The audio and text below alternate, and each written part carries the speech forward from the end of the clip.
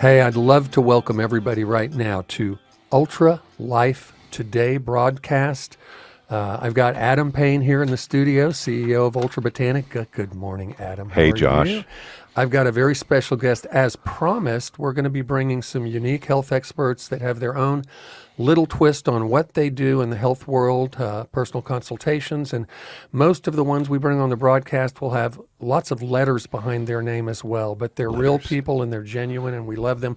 And we'd like to welcome today someone called Mary Jane Fry to our broadcast. Good morning, Mary Jane. Good morning. And we've had Mary Jane, we've interviewed her at different times. She's been a unique friend to our company, and she's constantly evangelizing what we do in terms of a manufacturer of unique technology and supplements to other people that are health professionals in their own industry. Mary Jane is a PharmD.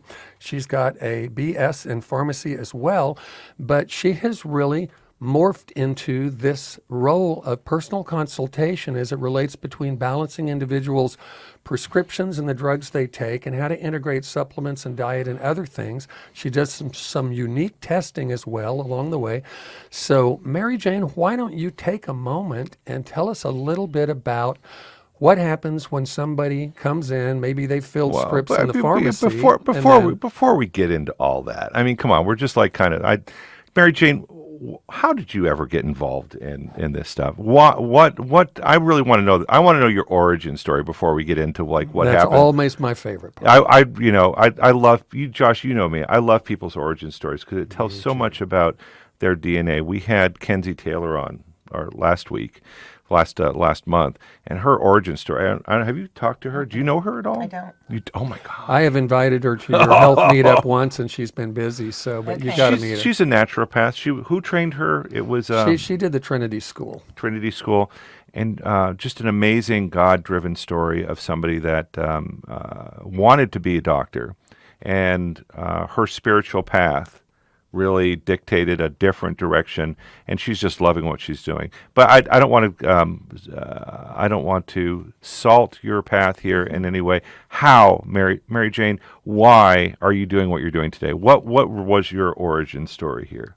So I started as just a traditional pharmacist, and well, why? Why did you start in pharmacy? Oh, why did I pick pharmacy? Okay. Back when I was in middle school, I did a paper where I had to go interview somebody, and a friend of mine was working at a pharmacy, so I interviewed the pharmacist there, and that was kind of a starting point. I loved medicine, but I didn't want to do blood. So I found pharmacy from that starting point, and then a friend of mine had an older brother who was going to college a few years before us, and he was looking at different careers, and his mom was a chiropractor, and when we were at their house one day, he had some brochures about pharmacy, and I read it, and it was talking about the science and the medical profession, but not blood. Hold on. What happened with you in blood? Nothing that I know of. That was just. We're looking for that trauma that I don't know. Place that completely derailed you. Do you faint? Are you one of those people that faints when you see blood? Because there's like a certain percentage of the population, they see blood, they're on the floor. No, I don't. No, and I'm fine. I can give blood. Okay, but you just don't want to. You don't want to deal with the blood. Yeah, at that point, I didn't think I wanted. I don't blame you. You know.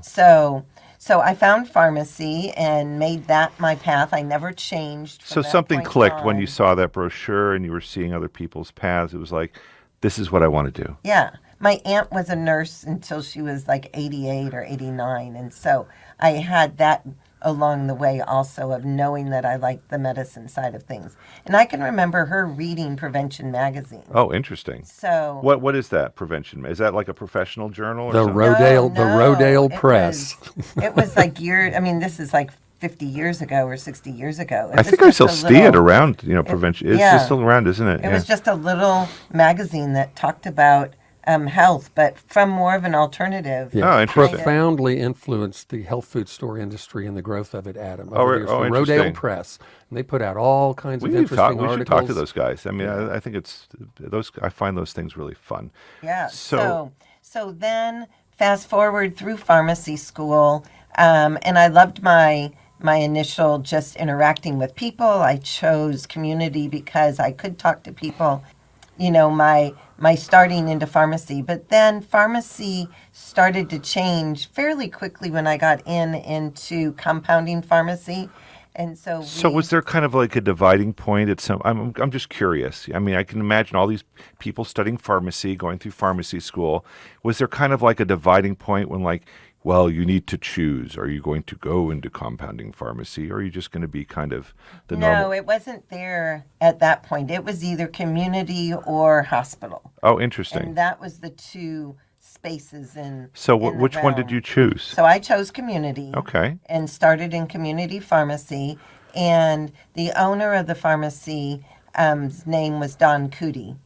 He's was around Oklahoma City Pharmacy in Bethany for years and years and years. And so we got into compounding fairly early on Oh, in interesting. the realm of compounding pharmacy. I shouldn't say early on because compounding came from the beginning. because Yeah, so before just there were just drug in case people don't know what compounding pharmacy is, maybe just a quick overview of what the difference between what people consider to be normal, like CVS pharmacy, to what's a compounding pharmacist.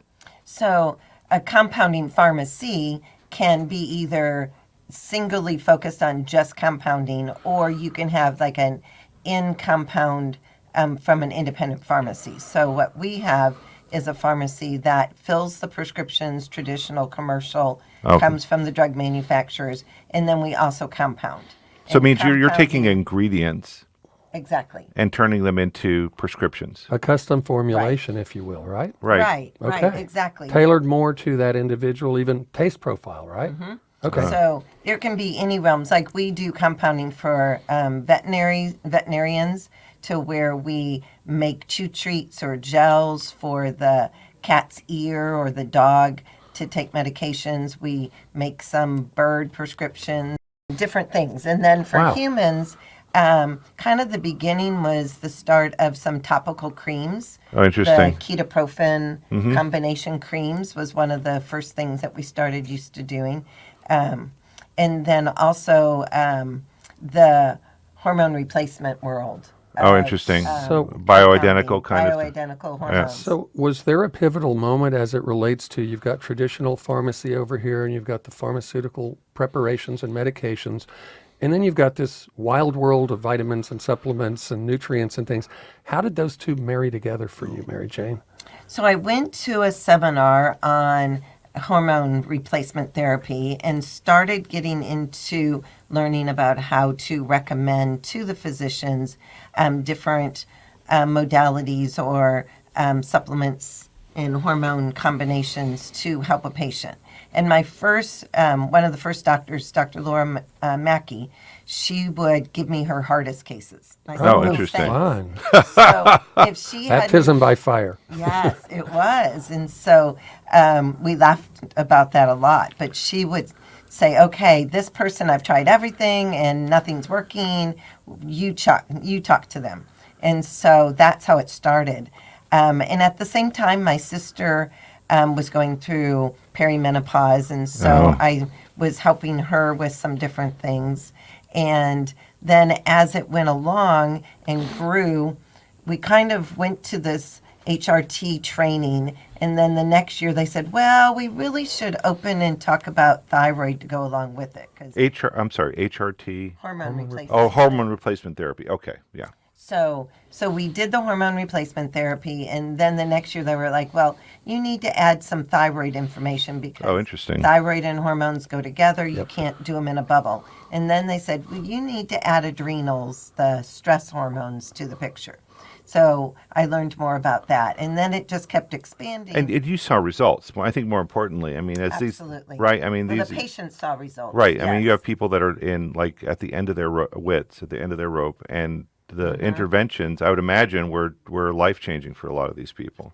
Absolutely. I had a woman in this week who I've known for probably 20 years now, and we laugh. She sounded suicidal the day I talked to her on the phone. Oh my gosh! When her doctor called and told her to talk to me. And she said at that point that she got on hormones, she said it took 5 days and it had changed her life. So, and I had another woman years later who spoke the same types of things. And now we get into the gut because everybody is talking what's happening in the gut. We need to focus on the gut. And the inflammation system in the body. I mean, all of these different, Everything. all of our body systems they speak to each other. Right. Right. In a later segment, we're going to talk about a tool that you're using. Well, that's what I was going to say. And then the extra piece is now the genetics. That's a fascinating world to be able to. A lot of our listeners, I would imagine, are scared of that word, like genetic testing and things like that, and thinking, oh, the government's going to know, or insurance companies are going to know, and they're going to deny me services, and I'm scared.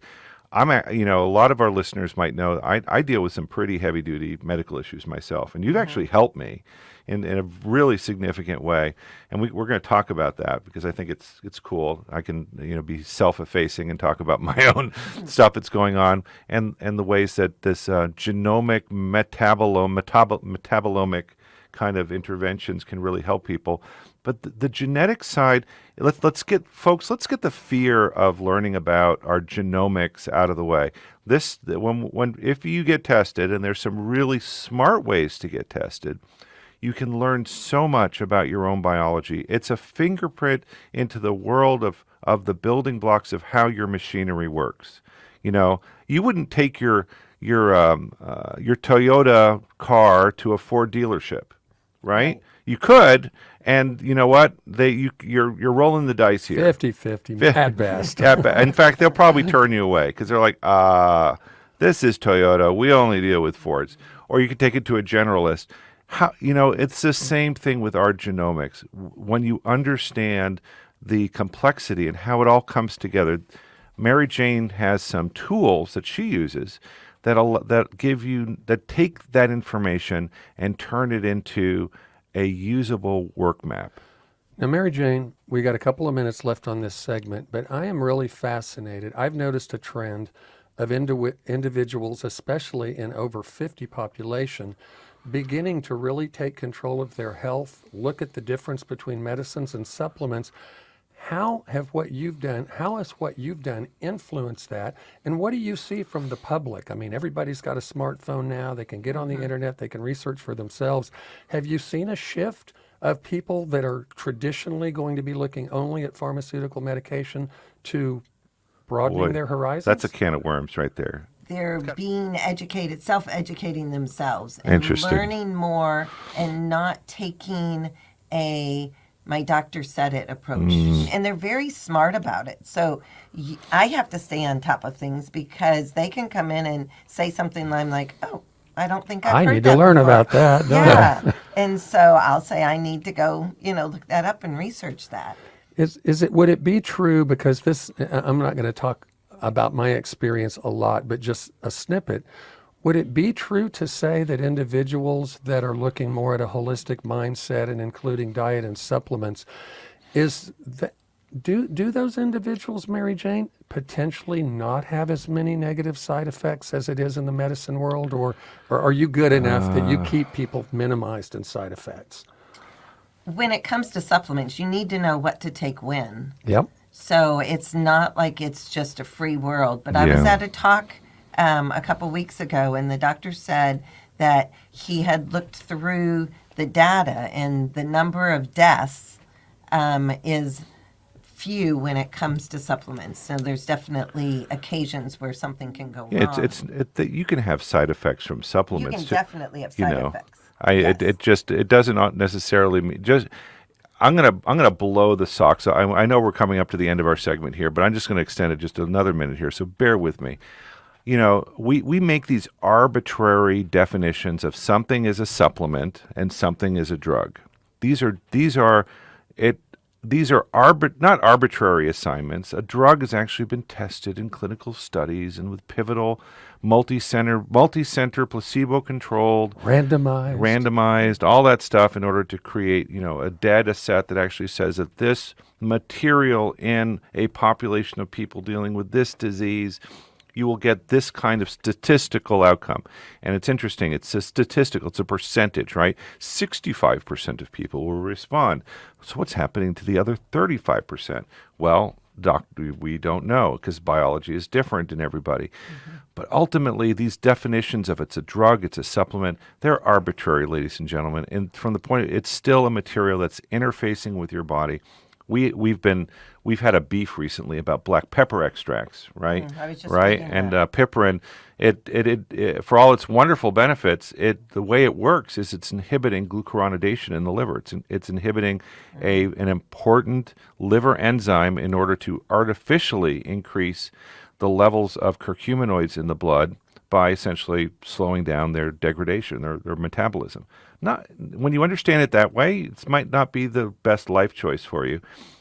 And we'll be right back after this important message. Ultra Life Today.